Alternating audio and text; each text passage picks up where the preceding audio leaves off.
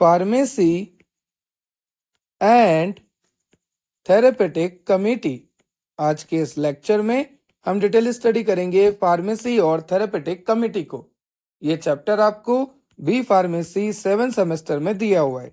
अगर मैं बात करूं बी फार्मेसी 7 सेमेस्टर, तो फार्मेसी प्रैक्टिस नाम का जो सब्जेक्ट है वहां per unit number 3 lecture number 1 है आज आपका pharmacy and therapeutic committee. Sir ये टॉपिक कहीं सुना सुना लग रहा है। हाँ जी, आप इसको पहले भी पढ़ चुके हैं जब आपने पढ़ा था हॉस्पिटल फॉर्मूलरी। ये हॉस्पिटल फॉर्मूलरी आपने पढ़ा था फार्मेसी प्रैक्टिस में ही। फार्मेसी प्रैक्टिस की जब यूनिट नंबर 2 चल रही थी तो वहां पर आपने पढ़ा था हॉस्पिटल फॉर्मूलरी, और आपने ये देखा था कि हॉस्पिटल फॉर्मूलरी का मतलब होता है एक ऐसी लिस्ट जहां पर सारी ड्रग्स मेंशन होती है। जैसे मान लीजिए आपका हॉस्पिटल है, इस हॉस्पिटल में जो भी तरह की ड्रग्स होगी वो सारी ड्रग इस फॉर्मूलरी में, इस लिस्ट में मेंशन होगी। ठीक है, और इस लिस्ट में जो ड्रग मेंशन होती है, इस लिस्ट में जो ड्रग ऐड होती है, इस लिस्ट में से जो ड्रग डिलीट होती है, उन सब को रेगुलेट करने का काम होता है पीटीसी का, मतलब आपके फार्मेसी एंड थेरेपेटिक कमेटी का। तो हम पहले भी डिस्कस कर चुके हैं पीटीसी को, लेकिन आज डिटेल्ड स्टडी करेंगे पीटीसी की। सो बेसिकली हमें पीटीसी का ऑर्गेनाइजेशन देखना है, इसकी पॉलिसीज देखनी है, इसके फंक्शन देखने हैं। ठीक है, ऑर्गेनाइजेशन का मतलब कि इसमें कितने मेंबर होते हैं, किस मेंबर का क्या रोल होता है, पॉलिसीज इसकी क्या है, किस तरह से ये फंक्शन करता है। मतलब आपका जो हॉस्पिटल है वहां पर पीटीसी का क्या रोल है, क्या इंपॉर्टेंट रोल है पीटीसी का। चलो एक बार मैं आपको सिलेबस दिखा देता हूँ। सिलेबस जब आप देखेंगे तब आप और अच्छे से समझ जाएंगे। देखिए, फार्मेसी एंड थेरेपेटिक कमेटी, जहां पर हम देखेंगे organization, function, policies and therapeutic committee in including drug formulary. मैंने आपको बोला ना कि हॉस्पिटल फॉर्मूलरी होती है, वहां पर जितनी भी ड्रग्स मेंशन होती है वो सारी ही आपकी पीटीसी डिसाइड करता है। अगर पीटीसी ने बोला कि ये ड्रग ऐड होनी चाहिए तो वहां पर ड्रग ऐड होती है। अगर पीटीसी ने बोला कि ये ड्रग यहाँ से डिलीट कर दो तो डिलीट होती है।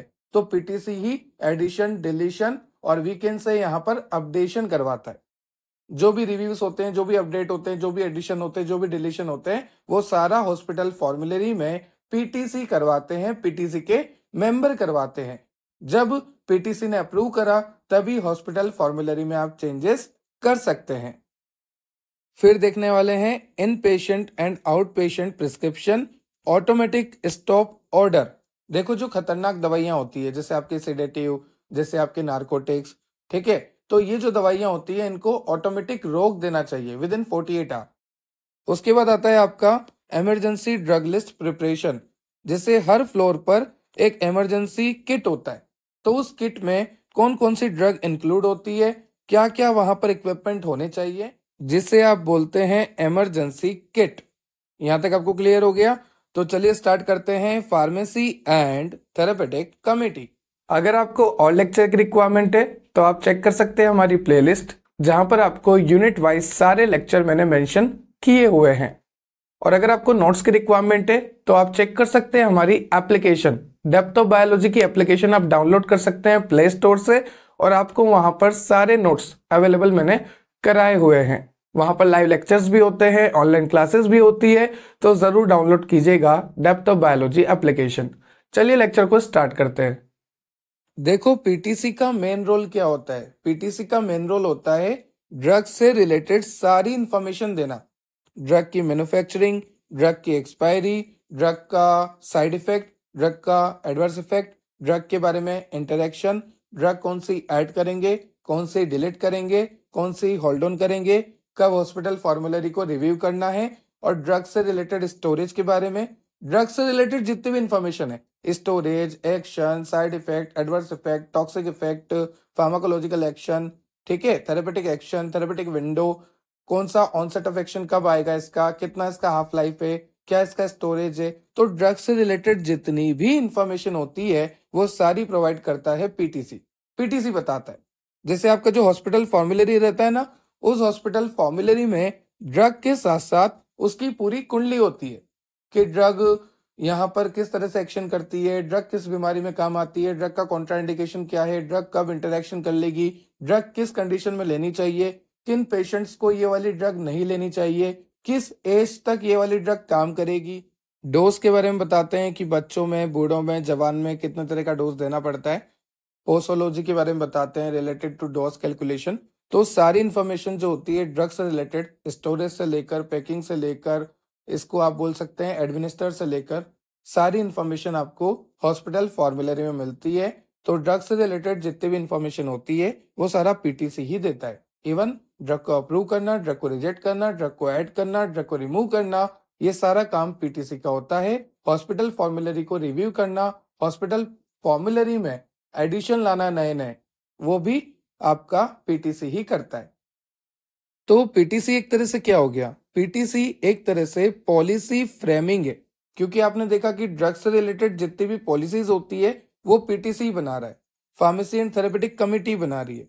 ठीक है, तो पीटीसी एक पॉलिसी फ्रेमिंग है, एक रिकमेंडिंग बॉडी है, रिकमेंडेशन देता है ना कि ड्रग ऐसी होनी चाहिए, ड्रग वैसी होनी चाहिए। क्योंकि कोई भी ड्रग अगर मैं हॉस्पिटल फॉर्मूलरी में ऐड करना चाहूंगा, सपोज ये मेरी हॉस्पिटल फॉर्मूलरी है जहां पर सारी ड्रग्स की इन्फॉर्मेशन है, तो अगर मैं कोई भी ड्रग यहाँ पर ऐड करना चाहूंगा तो यहाँ पर मुझे देखना पड़ेगा कि ये ड्रग उतनी कैपेबल है कि हमारी हॉस्पिटल में आ सके। क्या ये ड्रग सस्ती है, क्या ये ड्रग अच्छी है? अगर ये ड्रग सस्ती है, अगर ये ड्रग अच्छी है as compare to our already mention drugs, तो फिर हम इसे एक्सेप्ट करेंगे। तो ये रिकमेंड भी करता है, ये पॉलिसी बनाता है, पॉलिसी बनाएगा कि ऐसा होना चाहिए, वैसा होना चाहिए, सारी फ्रेमिंग करेगा और रिकमेंडेशन भी ये देगा। तो it is a policy framing and recommending body. PTC क्या है? एक पॉलिसी फ्रेमिंग बॉडी है, एक रिकमेंडिंग बॉडी है।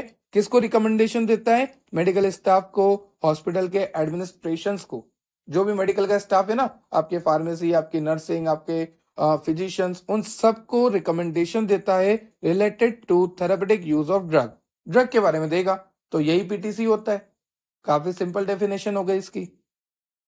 देखो यहाँ पर लिखा भी है, the pharmacy and the therapeutic committee is a policy framing recommending body to the medical staff. ठीक है, and it is responsible for framing policy and procedure for selection, procurement, dispensing, labelling, availability, administration and control of drugs. Drugs से related सारी चीजें throughout the hospital. This committee is composed of, अभी जो PTC है ये किससे मिलकर बनी है? फिजिशियन से, फार्मासिस्ट से और अदर हेल्थ केयर प्रोफेशन जैसे आपका नर्स। ठीक है, क्यों बनाया गया पीटीसी को? ताकि ये पीटीसी पूरी तरह से गाइडेंस दे मेडिकल स्टाफ को, और साथ ही साथ ये एनकरेज करे। किस बात में एनकरेज कर रही है? ये एनकरेज करती है रेशनल यूज ऑफ ड्रग को। रेशनल यूज ऑफ ड्रग का मतलब होता है सही ड्रग सही टाइम पे सही पेशेंट को सही अमाउंट में देना। It encourage the rational use of drug in the hospital. तो काफी इंपॉर्टेंट रोल होता है पीटीसी का। पीटीसी के ऑब्जेक्टिव्स इतने से हैं कि अपनी पॉलिसीज को एडॉप्ट करना चाहती है, एडॉप्शन करना चाहती है, एम्प्लॉय करना चाहती है हॉस्पिटल्स में। साथ ही साथ पॉलिसीज बनाने का काम और एम्प्लॉय करने का काम भी इन्हीं का होता है। मैंने आपको पहले ही बता दिया, पॉलिसीज फ्रेमिंग एंड रिकमेंडेशन वाली बॉडी है ये। तो पॉलिसीज भी बनाती है regarding the evolution and selection and therapeutic use of drug. Drug को यूज कैसे करना है, ड्रग कौन सी बेटर रहेगी, ड्रग से रिलेटेड सारी चीजें। Medical staff and hospital administration regarding the use of drug including investigational drug. देखो, जो भी ड्रग इन्वेस्टिगेशनल है, इन्वेस्टिगेशनल का मतलब ये होता है कि उस पे अभी क्लिनिकल ट्रायल चल रहे हैं। As you know very well कि आपकी ड्रग अगर मार्केट में आ रही है तो non clinical trial, clinical trial, उसके बाद वो मार्केट में आएगी।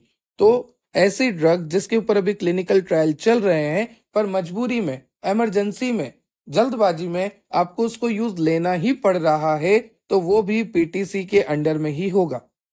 ठीक है, उसके बाद है drug to be stocked in the hospital patient care area. कितनी ड्रग स्टोर होगी, कितनी ड्रग आएगी, कितनी ड्रग हमें पेशेंट को देनी है, सारी चीजें पीटीसी के अंडर में होगी। देखो, ड्रग से रिलेटेड जितना आता है ना, ड्रग का यूज, ड्रग का साइड इफेक्ट, ड्रग का टॉक्सिक इफेक्ट, ड्रग का एडवर्स इफेक्ट, ड्रग का फार्माकोलॉजिकल एक्शन, ड्रग का इंटरेक्शन, ड्रग का स्टोरेज, ड्रग की पैकेजिंग, ड्रग की लेबलिंग, सब कुछ पीटीसी के अंडर में होगी। ड्रग की स्टॉकिंग भी, जो स्टॉक रहता है ना, माल रहता है एक साथ बहुत सारा, वो भी सब पीटीसी के अंडर में होगा। इफेक्टिव ड्रग डिस्ट्रीब्यूशन, देखो ड्रग का डिस्ट्रीब्यूशन भी पीटीसी के अंडर में होगा, मतलब पूरा एक प्रोसीजर इसने बना रखा है, इसके अंडर में ही सारा सब कुछ चलना चाहिए। उसके बाद है एजुकेशनल, ये भी पीटीसी का एक ऑब्जेक्टिव है, एजुकेशन प्रोवाइड करना। जैसे मान लीजिए मैं यहाँ पे खड़ा हूँ, मेरी नई नई ज्वाइनिंग हुई है, मैं फार्मासिस्ट हूँ, यहाँ पर एक नर्स खड़ी है। क्यों सर आपके पास क्यों खड़ी है? अरे क्योंकि उसको भी सीखना है, एजुकेशनल की बात चल रही है, ठीक है। तो अब जो पीटीसी है ना, फार्मेसी एंड थेरेपेटिक कमेटी, इनका ये रोल बनता है, इनका ये इंपॉर्टेंट रोल बनता है कि ये हमें सिखाएं, समझाएं। तो ये कैसे सिखाएंगे, कैसे समझाएंगे, ये सारी ड्रग के बारे में बताएंगे। जो हॉस्पिटल फॉर्मूलरी इन्होंने बना रखी है उसी से तो हमें पता लगेगा। जैसे मान लीजिए मैं बिल्कुल न्यू हूँ, बिगनर हूँ, फ्रेशर हूँ, तो मुझे तो नहीं याद यार कि ये दवाई कितने अमाउंट में देनी है। अगर मैं आपको अभी पूछ लूं कि सिप्रोफ्लॉक्सासिन का कितना अमाउंट आप बच्चों में दोगे, या कितना बूढ़ों में दोगे, या कितने दिन तक कंटिन्यूटी रखनी पड़ेगी, या क्या उसका ड्रग इंटरेक्शन होगा, क्या उसके एडवर्स इफेक्ट आएंगे, तो आप तो ये सोचने लग जाओगे कि सिप्रोफ्लॉक्सासिन पढ़ा कहाँ था। अरे एंटीबायोटिक होती है, मेडिकल में पढ़ी थी, याद आया, 2-2 यूनिट एंटीबायोटिक की थी। तो हमें अगर बिगनर है तो पूरी इंफॉर्मेशन इससे मिल जाएगी। तो पीटीसी का काम क्या हो गया, हमें एजुकेट करना। हम फार्मासिस्ट, हम नर्सेस, हम सभी को एजुकेट करने का काम, पूरे मेडिकल स्टाफ को एजुकेट करने का काम किसने लिया है? पीटीसी ने लिया है। Evaluates the problem related to distribution and administration of medication. देखो जितनी भी प्रॉब्लम है regarding the distribution, regarding the administration of medication, वो सारा सब कुछ पीटीसी देखता है, ठीक है। यहाँ पे लिखा है डेवलप फॉर्मुलरी ऑफ ड्रग, मैंने आपको बता दिया इसने डेवलप करा है फॉर्मुलरी, ठीक है। साथ ही साथ ये जो आपका पीटीसी है, it also plan suitable educational scheme for the hospital professional staff on the matter related to the use of drug. Drug से रिलेटेड, ड्रग से यूज से रिलेटेड जितनी भी एजुकेशन है वो सारी आपको यही देगा। चलिए उसके बाद है ड्रग सेफ्टी। ड्रग सेफ्टी का जिम्मेदारी भी आपके पीटीसी ने उठाया। ये पीटीसी के ऑब्जेक्टिव चल रहे हैं, drug safety and adverse drug monitoring, educational and advisory. तो यहाँ पर क्या है, drug safety and adverse drug monitoring, नाम से पता लग रहा जो भी एडवर्स ड्रग रिएक्शन आ सकते हैं उसको मॉनिटर करना है, और इसको मॉनिटर करने के लिए एस्टेब्लिश हुआ है फार्माकोविजिलेंस। फार्माकोविजिलेंस को शॉर्ट में यहाँ पे लिखा है विजिलेंस। तो पीटीसी एक्सर्ट विजिलेंस, विजिलेंस मतलब keep a I on him, मतलब कि उस पर नजर रख रहा है, उस पर आंख रख रहा है, उस पर ध्यान रख रहा है। क्योंकि जैसे मान लीजिए कोई भी दवाई मार्केट में आई, पेशेंट ने उसको लेना शुरू किया, 1 साल 2 साल 5 साल 10 साल, हो सकता है 10 साल बाद पेशेंट को एडवर्स ड्रग रिएक्शन आ गए, तो यहाँ पर विजिलेंस रखा जाता है, ध्यान रखा जाता है पीटीसी के द्वारा। जैसे मान लीजिए ये हॉस्पिटल है, इस हॉस्पिटल में पीटीसी है, पीटीसी मतलब आपका फार्मासिस्ट है, आपके नर्स है, आपके फिजिशियन है, इन सब से मिलकर एक पीटीसी बना है। अब यहाँ से कोई पेशेंट को दवाई दी है, उस दवाई को हम मॉनिटर करते रहेंगे, देखते रहेंगे कि इस पेशेंट को कोई दिक्कत तो नहीं आ रही। अगर दिक्कत आ रही है तो उस दवाई को वापस मंगवा लो और वहीं भेज दो जहां से हमने मंगवाई थी। उसे कहते हैं प्रोडक्ट रिकॉल। जो मैन्युफैक्चरिंग कंपनी है वो रिकॉल कर लेगी कि भाई वापस दे दो, ठीक है। तो हमें यहाँ पर विजिलेंस का काम भी कौन करेगा? पीटीसी करेगा, ठीक है। एडवर्स ड्रग रिएक्शन आ रहे नहीं आ रहे उसको मॉनिटर करने का काम, उस पर विजिलेंस करने का काम कौन करेगा? पीटीसी करेगा। एजुकेशनल का काम, एडवाइस देने का काम, सारा काम आपका पीटीसी करेगा। अब लिखा है पीटीसी बना किससे होता है, तो कम से कम 3 फिजिशियन चाहिए, डॉक्टर साहब, ठीक है। कम से कम 3 फिजिशियन चाहिए, एक फार्मासिस्ट चाहिए, एक नर्सिंग स्टाफ चाहिए, साथ ही साथ an hospital administrator with his or her designated an ex-officer member of the committee। एक तो एक्स ऑफिसर मेंबर चाहिए, मतलब जो कि ज्वाइन कर रखा था पहले और वो रिटायर्ड हो गया, वो वाला मेंबर चाहिए। फिर वन ऑफ द फिजिशियन में be appointed as the chairman of PTC. PTC का जो चेयरमैन होगा वो अपॉइंट करेगा एक फिजिशियन को। साथ ही साथ pharmacist is designated as the secretary of the committee. क्या बात है सर, पीटीसी के सेक्रेटरी है हम, हाँ जी, आप सेक्रेटरी ऑफ पीटीसी के, आप हो फार्मासिस्ट। तो फार्मासिस्ट क्या होते हैं? Pharmacist are the secretary of PTC. Atmaram Tukaram Bhide. चलिए पीटीसी की बात करते हैं, फार्मेसी थेरेपेटिक कमेटी की बात करते हैं। तो यहाँ पर लिखा है medical staff, hospital administrator and pharmacist. तो मैंने आपको बता दिया फार्मासिस्ट क्या होते हैं? सेक्रेटरी होते हैं। हॉस्पिटल एडमिनिस्ट्रेटर डायरेक्टर होते हैं, और मेडिकल स्टाफ चेयरमैन होता है। चलिए आगे चलते हैं। यहाँ पर आपको दे रखी है पीटीसी सब कमिटीज, जैसे कि आपका neoplastics, anti infective, cardiovascular system drugs, GI drugs, central nervous system drugs, endocrinology agents. ठीक है, तो ये सारे आपके किसके अंदर आएंगे? सब कमिटीज के अंदर आएंगे। जैसे एग्जाम्पल आप बता देना। ठीक है, कार्डियोवेस्कुलर ड्रग्स में हो गया आपका diuretics, hypotensive, vasodilator, anticoagulants. GI drugs में आपका लेक्सेटिव, सीएनएस में आपका एनाल्जेसिक, एंटी कन्वल्सेंट। ठीक है, तो कुछ भी याद रख लेना, 2-1-2-1। जैसे एंडोक्राइनोलॉजी में एंटी डायबिटिक। ठीक है सर, मैं यहाँ तक क्लियर हो गया। आपने बोला कि पीटीसी में मेंबर्स होते हैं। हाँ जी, बिल्कुल होते हैं। डॉक्टर होते हैं, फार्मासिस्ट होते हैं, नर्सिंग स्टाफ होता है, एक्स ऑफिसर होता है। तो सर इनकी मीटिंग भी होनी चाहिए। बिल्कुल होनी चाहिए, क्योंकि जब ये मीटिंग करेंगे तो मीटिंग का कुछ ना कुछ एजेंडा रखेंगे कि हमारी मीटिंग में ये तय होने वाला है, हमारी मीटिंग का ये मोटो रहेगा, एक एजेंडा रहेगा। ठीक है, जैसे आप मास बंक करते हैं तो क्यों करते हैं? कि बस क्लास ना हो और अटेंडेंस हमारी लगती रहे। तो आपका एजेंडा क्या है? अटेंडेंस पूरी रहे, मास बंक होता रहे। तो इनका एजेंडा क्या होता है? इनका एजेंडा होता है कि जो ड्रग है उसका रेशनल यूज हो, मतलब कि सही टाइम पे सही पेशेंट को सही डोज में ट्रीटमेंट मिले। साथ ही साथ जो भी ड्रग हमारे हॉस्पिटल के अंदर है वो बहुत सस्ती और बहुत अच्छी हो। साथ ही साथ हमारी ड्रग्स के बारे में सभी को पूरी नॉलेज हो। आपका जो मेडिकल स्टाफ है, आपके जो फार्मासिस्ट हैं, आपके जो नर्स है, आपके जो फिजिशियन है, और यहाँ तक कि फार्मासिस्ट के द्वारा पेशेंट को भी सारी नॉलेज मिलती रहे। तो यही एजेंडा होता है। तो जो भी एजेंडा है पीटीसी मेंबर्स का, वो उस बारे में एक मीटिंग रखते हैं, मीटिंग में कंसल्टेशन करते हैं, डिस्कशन करते हैं। The committee should invite to its meeting person within or outside the hospital who can contribute specialized or unique knowledge, skill and judgments. देखो सीधी सी बात है, आप हॉस्पिटल के अंदर रखो मीटिंग या हॉस्पिटल के बाहर रखो। हॉस्पिटल की मीटिंग में या हॉस्पिटल के बाहर की मीटिंग में पीटीसी के मेंबर आएंगे, ऑब्वियसली आएंगे। पीटीसी के मेंबर अपनी अपनी नॉलेज, स्किल, जजमेंट शेयर करेंगे, ऑब्वियसली शेयर करेंगे। The agenda prepared by the secretary. क्या बात है सर, हमारी बात आ गई, फार्मासिस्ट की बात आ गई। हमारा एजेंडा, ठीक है, हमारे गोल क्या है मीटिंग के, क्यों मीटिंग कर रहे हैं, मीटिंग से क्या फायदा है। एक बात और ध्यान रखना, मीटिंग के दौरान आपको सारे नोट्स प्रिपेयर करने हैं, जिसको आप बोलते हैं मिनट्स ऑफ मीटिंग, मतलब कि notes that are recorded during the meeting should be prepared by secretary and maintained in permanent record of hospital। Hospital का जो भी रिकॉर्ड होगा उसमें उसको परमानेंट स्टोर करके रखना है। जैसे मान लीजिए मीटिंग हुई, मैं आया हूँ, मैं हूँ फार्मासिस्ट, नर्सिंग स्टाफ आया है, डॉक्टर साहब आए हैं, रिटायर्ड ऑफिसर आए हैं, तो यहाँ पर मीटिंग चल रही बहुत जबरदस्त। तो मैं क्या हूँ? फार्मासिस्ट। मुझे क्या करना है? सारी चीजें यहाँ पर रिकॉर्ड करनी है। क्या चल रहा है मीटिंग में, जितने भी बातें हो रही है, जितनी भी कंसल्टेंसी हो रही है, जितना भी यहाँ पर आइडिया, नॉलेज, स्किल शेयर हो रहा है, उन सभी को मुझे रिकॉर्ड करना है और उस रिकॉर्ड को मुझे परमानेंट रख देना है हॉस्पिटल में, मेंटेन करके। ठीक है, उन नोट्स को, उन रिकॉर्ड्स को मुझे रख देना है। अब यहाँ पर आपको दे रखा है ए टिपिकल एजेंडा में कंसिस्ट ऑफ। किससे मिलकर बना होगा आपका एजेंडा, आपका गोल? देखो, पुराने जो रिकॉर्ड है उनको देखकर, साथ ही साथ review of the content of the hospital formulary, information regarding new drug, review और we can say adoption of investigational drug.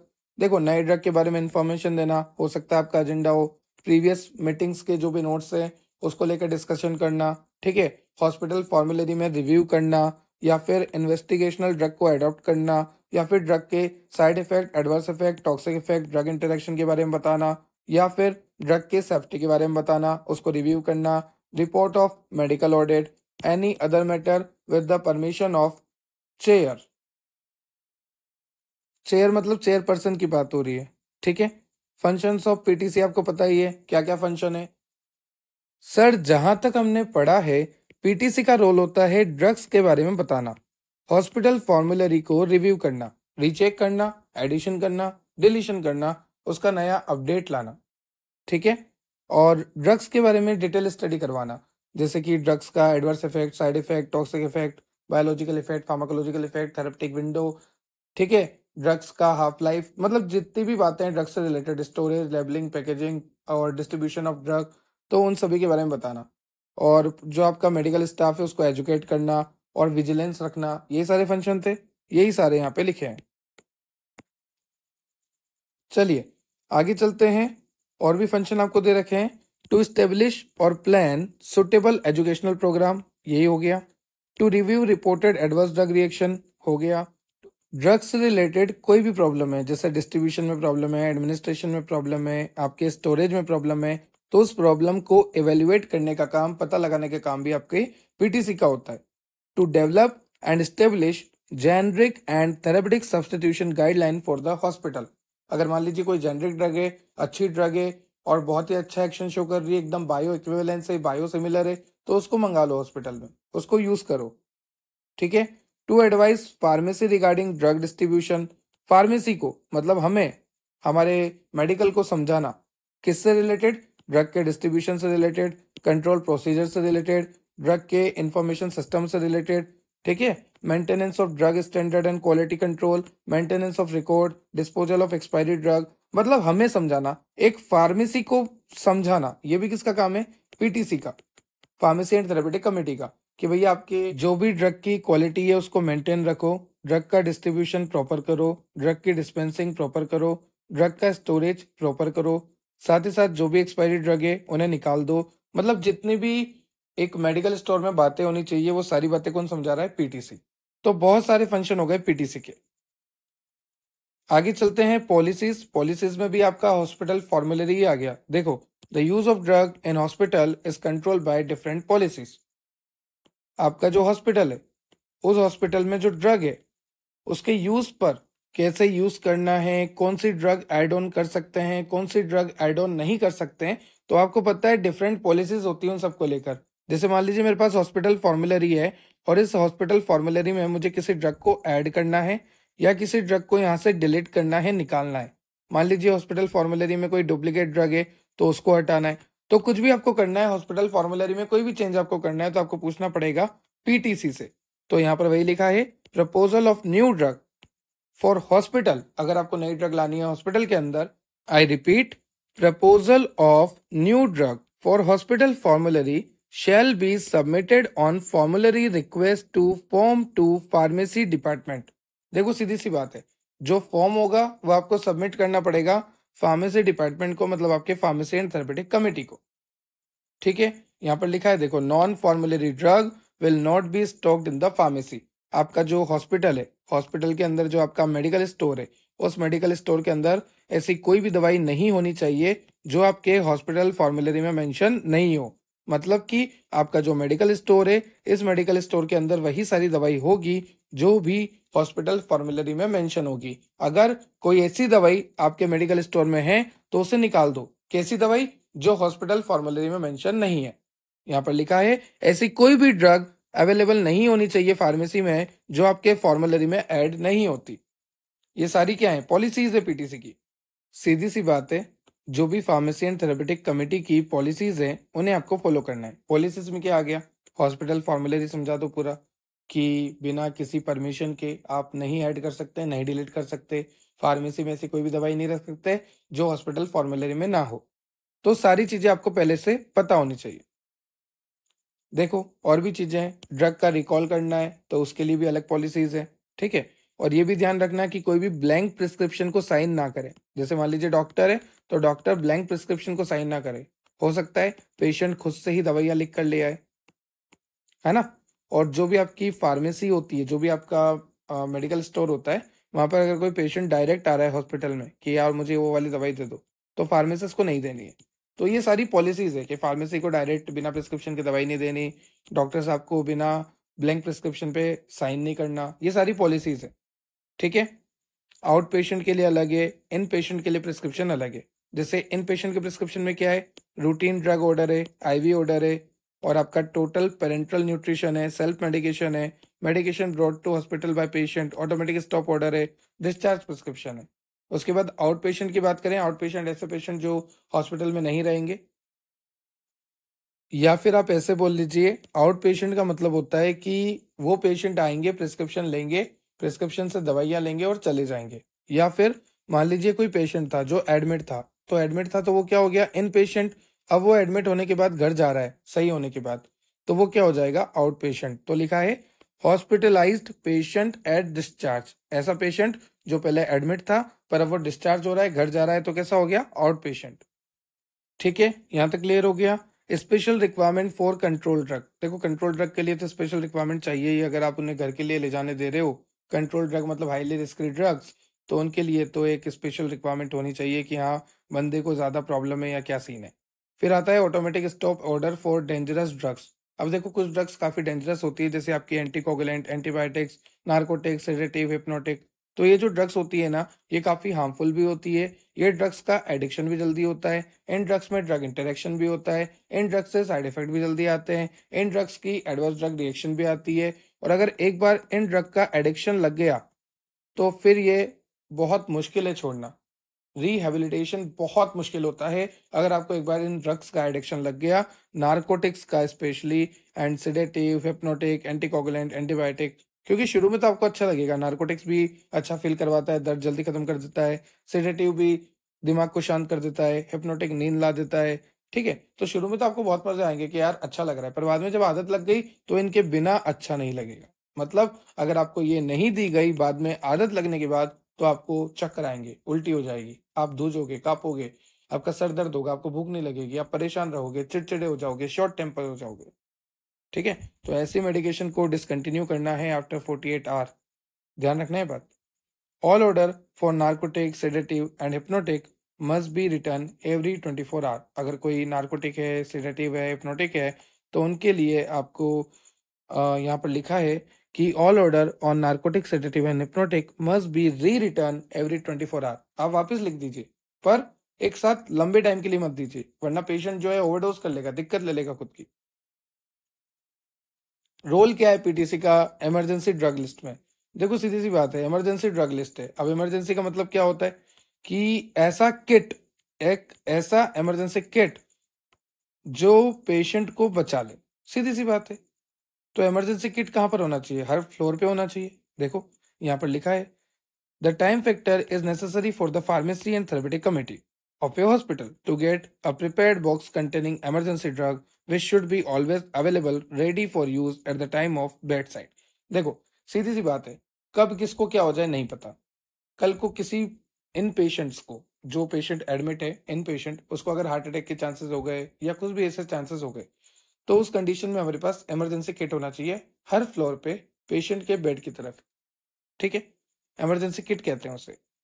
After the emergency boxes have been placed in the wards, जब आपने emergency boxes को place कर दिया, रख दिया wards में, then it is very essential and compulsory that a system is developed whereby they are checked daily either by hospital pharmacist or by nursing supervisor। Sir क्या बोला आपने? मैंने ये बोला कि जब आपने हर फ्लोर पर एक इमरजेंसी किट रख ही दिया है पेशेंट के बेड की तरफ, तो आपको क्या करना है? जैसे मान लीजिए आप फार्मासिस्ट थे या कोई नर्सिंग सुपरवाइजर है, तो इनको क्या करना होता है? हर दिन जाकर उस इमरजेंसी किट को चेक करना होता है। मान लो इमरजेंसी किट खाली निकला, किसी ने उसमें से ड्रग्स निकाल ली, वो ड्रग्स एक्सपायर हो गई, कुछ तो होता होगा। तो उस कंडीशन में फार्मासिस्ट को एंड साथ ही साथ आपका जो भी नर्सिंग सुपरवाइजर है उसको उसका ध्यान रखना होता है।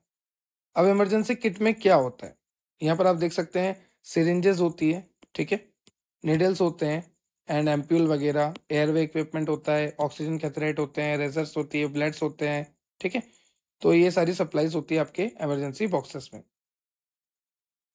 चलिए, तो यहाँ पर आपको बता रखी है ड्रग्स के बारे में, जैसे अमीनोफाइलिन, ठीक है, atropine, caffeine sodium, calcium gluconate, digoxin, hydrocortisone, phenylephrine and आपका magnesium sulphate injection, isoproterenol, mannitol injection. ठीक है, और कौन सी बताऊं? प्रोकेनामाइड। और कौन सी बताऊं, कौन सी अच्छी लग रही है नाम पढ़ने में? एपिनेफ्रिन, हेपारिन, पेंटोबार्बिटोन, ठीक है, नॉर एपिनेफ्रिन। ठीक है सर, इतने ड्रग्स काफी है, इतने ड्रग्स याद रह जाए वही बहुत है। ठीक है, तो ये drugs for the emergency box, ये सप्लाईज क्या होनी चाहिए इमरजेंसी बॉक्स पे? इमरजेंसी बॉक्स क्या होता है, ड्रग लिस्ट क्या होती है, क्यों होनी चाहिए, कौन चेक करेगा, रेगुलर चेकिंग चाहिए, ऑटोमेटिक स्टॉप ऑर्डर क्या होता है, उससे पहले इन पेशेंट आउट पेशेंट के लिए देखा, इतना इतना सही लिखना है। और अगर ज्यादा बड़ा तो आएगा नहीं, अगर आता है तो पहले ही पढ़ा चुका हूं मैं इन पेशेंट आउट पेशेंट पूरा, है ना।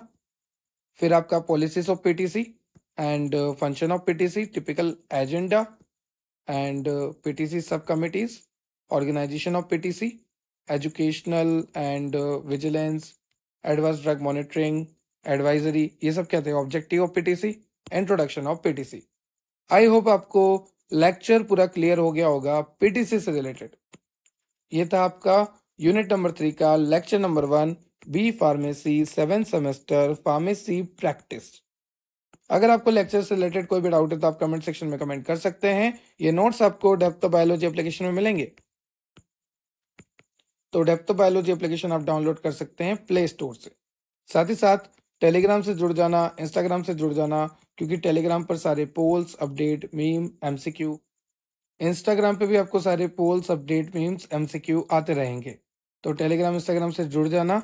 इसी वीडियो के डिस्क्रिप्शन में मैंने आपको एप्लीकेशन की, टेलीग्राम की और इंस्टाग्राम की लिंक दी हुई है।